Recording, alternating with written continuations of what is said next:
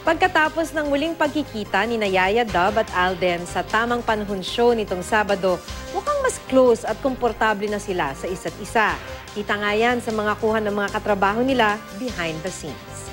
Makibalita tayo kay Larson Tiago.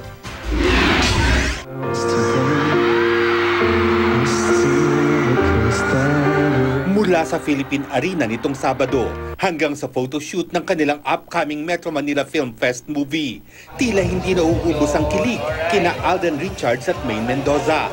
Mukhang mas komportable na nga sila sa isa't isa. Pero sa tweet ni Maine, shy type pa raw siya. Pero okay lang yan dahil safe naman siya sa mga akbay ni Alden. Nahuling-huli sa mga posting na Ai de las Alas at Direk Jose Javier Reyes. Ipinost din ni Ai ang kulitan nila sa pictorial kasama si Bossing Vic Soto. At kahit parehong makulit, ang sweet pa rin daw tingnan ng Aldab. Ang mga simpleng kilig nga ng Aldab ang humuhuli sa kiliti ng Aldab Nation.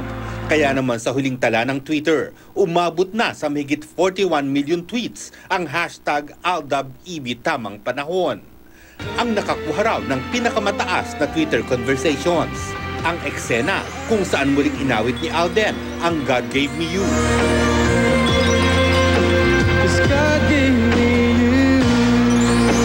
At nang magyakap sila ni Maine. R. Santiago, GMA News.